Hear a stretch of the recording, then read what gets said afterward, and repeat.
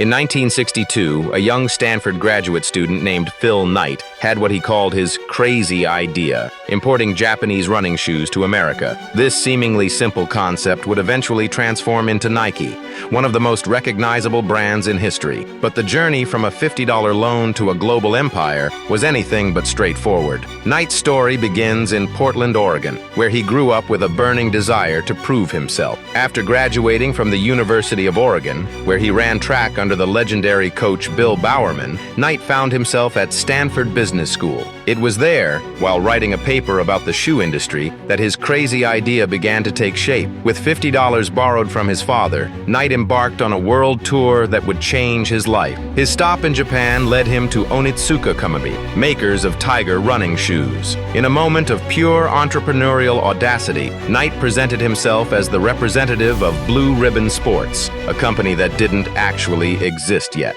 Surprisingly, Onitsuka agreed to make him their U.S. distributor. The early days of Blue Ribbon Sports were far from glamorous. Knight worked as an accountant by day, selling shoes from his Plymouth Valiant's trunk by night. His first order of Tiger shoes worth $1,000 arrived in 1964. He sent pairs to his old coach, Bill Bowerman, hoping for a sale. Instead, Bowerman offered something more valuable, a partnership. This collaboration would prove instrumental in Nike's future innovations. The business grew slowly but steadily. Knight hired his first employee, Jeff Johnson, a passionate runner who would later name the company Nike. Johnson was relentless in his dedication, building a customer database by hand and opening their first retail store in Los Angeles. He wrote Knight countless letters filled with ideas and suggestions, though Knight rarely responded, a management style that would become characteristic of his leadership. But success brought its own challenges. Blue Ribbon constantly struggled with cash flow problems. Banks were reluctant to extend credit to a shoe company selling Japanese imports. Knight's solution was to order more shoes than he could pay for, using the revenue from sales to pay for the previous order. This precarious financial juggling act would continue for years. The relationship with Onitsuka became increasingly strained. Knight discovered that Onitsuka was planning to break their contract and find new U.S. distributors. This crisis forced Knight's hand, leading to the creation of Nike as a separate entity. The famous swoosh logo, designed by graphic design student Carolyn Davidson for just $35, would become one of the most recognizable symbols in the world. The transformation from Blue Ribbon to Nike wasn't just about a name change. It represented a fundamental shift in the company's direction. They began manufacturing their own shoes,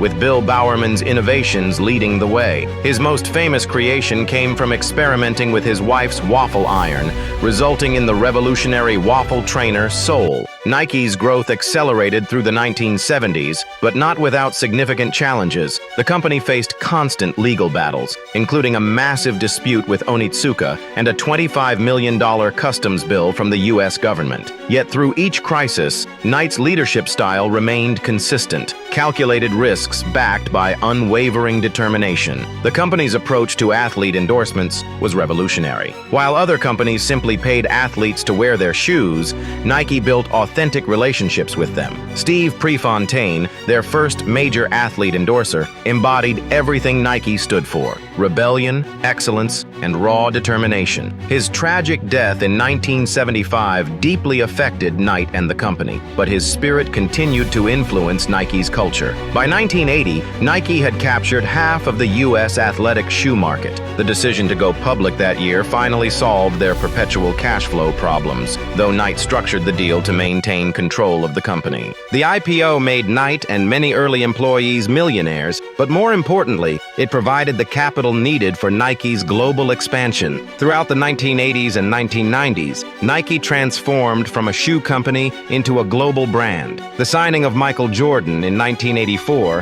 and the subsequent launch of Air Jordans revolutionized sports marketing. Nike's Just Do It campaign, launched in 1988, transcended sports to become a cultural phenomenon. But success came with scrutiny. In the 1990s, Nike faced intense intense criticism over labor conditions in its overseas factories. Knight initially resisted the criticism, but eventually acknowledged the need for change. Nike implemented comprehensive workplace standards and began regular factory audits, setting new industry standards for corporate responsibility. The personal cost of building Nike was significant. Knight missed countless family moments and lived with constant stress about the company's survival. His management style was often distant and demanding, earning him both criticism and respect. Yet his vision never wavered. He believed in the transformative power of sports and in building a company that would outlast him. Looking back, Knight's journey with Nike exemplifies several crucial business lessons. First, innovation doesn't always mean inventing something new. Sometimes it's about improving existing products or finding new ways to market them. Second,